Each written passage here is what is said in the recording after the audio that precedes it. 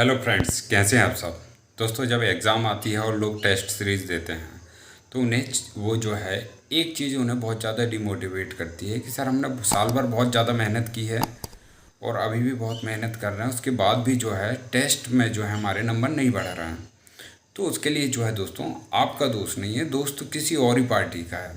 मैं यहाँ पर सबसे ज़्यादा दोस्त दूंगा उन मॉक टेस्ट का जो कि प्री एग्ज़ाम का बोलकर आपको मैक्स मेंस का पेपर दे रहे हैं। मान लीजिए कि अब एपियर होने वाले हैं आरआरबी क्लर्क में, ठीक है, और वहाँ पर आपको एग्ज़ाम का लेवल जो दिया दिया जा रहा है वो है आरआरबी पीओ प्री का। अब आप सोचेंगे कि भाई आरआरबी क्लर्क प्री में तो 80 में से 80 लोग अटैम्प्ट कर रहे हैं, मगर मैं सिर्फ 70 क्यों अटैम्प्ट कर रहा हूँ, मैं सिर्फ 60 अटैम्प्ट क्यों कर पा रहा हूँ।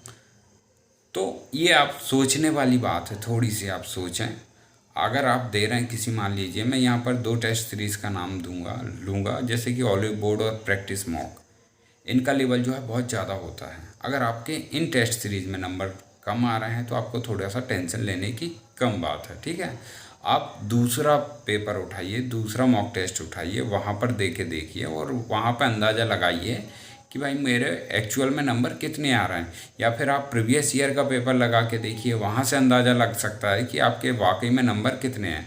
तो इतनी आसानी से हमें डिमोटिवेट या हार नहीं मानना है, ठीक है। अब कुछ स्टूडेंट्स ऐसे होते हैं जो वाकई में एक बहुत अच्छा स्कोर कर लेते हैं, तो वो कुछ ही लोग होते हैं भाई। एवरेज स्टूडेंट इतना हाई स्कोर नहीं कर पाएंगे, भले ही कितनी भी मेहनत कर लें, ठीक है। मतलब मेहनत कर ले तो ज़रूर कर पाएंगे, मगर इतना टाइम नहीं है अपने पास कि बिल्कुल दिन रात वही वही करना है, ठीक है। समय कम है और पॉजिटिव हमें ज़्यादा रहना है, तो इसके लिए मैं कुछ टिप्स दूंगा। अगर आपके वाकई में नंबर नहीं बढ़ रहे हैं तो नंबर जो है आसानी से और गारंटेड बढ़ेंगे, ठीक है। तो अगर आपने अभी तक चैनल सब्सक्राइब नहीं किया तो सब्सक्राइब ज़रूर कर लें, क्योंकि मैं ऐसे बहुत सारे डाउट्स होते हैं जिनके इस चैनल पर डाउट्स जो है क्लियर करता हूँ। इसके बाद एक चीज़ और बोलना चाहूँगा कि अभी मान लीजिए अगर आप एसबीआई क्लर्क प्री एग्ज़ाम देने वाले हैं तो उसके लिए आपके पास 15 दिन है, ठीक है। और आज से आप देखें तो 15 दिन में जो है आप प्रैक्टिस बहुत अच्छी कर सकते हैं और आपके जो है एग्ज़ाम आने तक आपके जो है नंबर बहुत अच्छे बढ़ सकते हैं, ठीक है, अगर आप कंटिन्यू और कंसिस्टेंट रहते हैं प्रैक्टिस में। उसके बाद और क्या तरीके हो सकते हैं जिससे हम अच्छा स्कोर करें, चाहे वो क्वांट हो, चाहे वो रीजनिंग हो, चाहे वो इंग्लिश हो। मान लीजिए आप आरआरबी पीओ प्री का एग्ज़ाम देने वाले हैं और 80 क्वेश्चन आपको सॉल्व करना है 45 मिनट में। आपने उन्हें जो है एक, मान लिया कि आपने रीजनिंग को डिवाइड कर दिया कि भाई मैं 22 मिनट रीजनिंग को दूंगा, 23 मिनट जो है क्वांट को दूंगा, ठीक है। अब 22 मिनट में आप जो रीजनिंग है 35 क्वेश्चन जो है उसे सॉल्व कर पा रहे हैं। मतलब रीजनिंग में तो आप ठीक ठाक हैं क्योंकि बात हो रही है पीओ प्री की।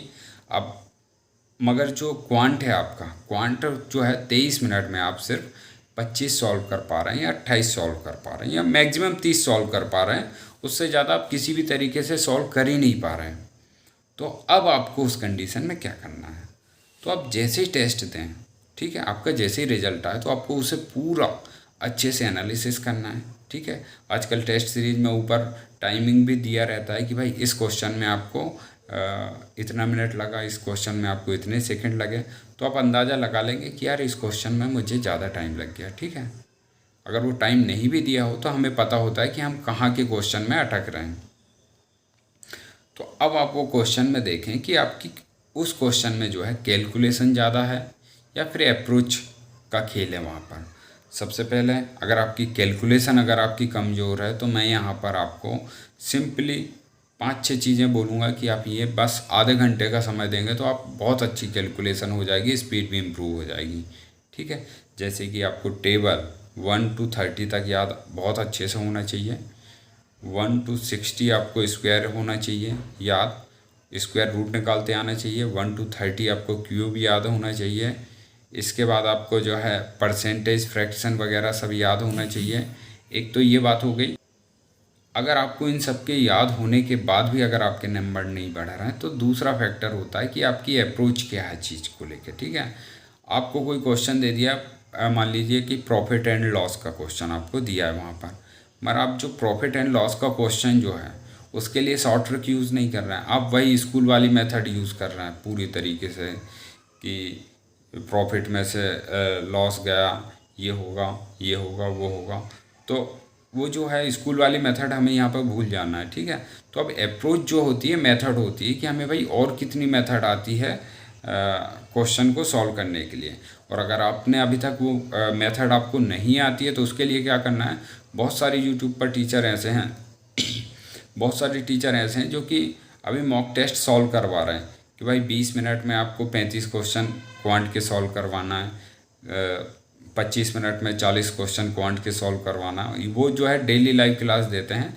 तो आप 4-5 मॉक टेस्ट वहाँ पर देखेंगे कि वो किस तरीके से अटैम्प्ट कर रहे हैं, तो आपको आइडिया लग जाएगा और आप अंदाज़ा लगा लेंगे कि भाई मुझे भी इस तरीके से मल्टीप्लाई करना है, एडिशन करना है, सब्ट्रैक्शन करना है, घटाना है, जोड़ना है, जो कुछ भी है सब चीज़ें आप वहाँ पर जो है सीख जाएंगे, ठीक है। अगर फिर भी नहीं सीखते हैं तो फिर 2-4 क्लासेस और दें और थोड़ा सा उस सेक्शन में टाइम जो है आप ज़्यादा दें, जिससे जो है आपके सारे डाउट्स क्लियर हो जाएंगे और प्रैक्टिस अपने आप बढ़ेगी और अप्रोच जो है अपने आप नई नई निकल के आ जाएगी। उम्मीद है भाई ज़रूर आप पास होंगे अगर ये सब चीज़ें करते हैं। और अगर अभी आपके 80 में से 60, 55 नंबर, 50 नंबर भी आते हैं तो आपको डरने वाली कोई बात नहीं है, टेंशन लेने वाली कोई बात नहीं है। आपका बहुत अच्छा स्कोर है, ठीक है। और आने वाले 15 दिन में आप जो 55 नंबर आ रहे हैं वो 65 ज़रूर लेके आओगे, ये मेरा भरोसा है। वीडियो देखने के लिए धन्यवाद। पसंद आए सब्सक्राइब करें। आपका दिन शुभ हो। जय हिंद।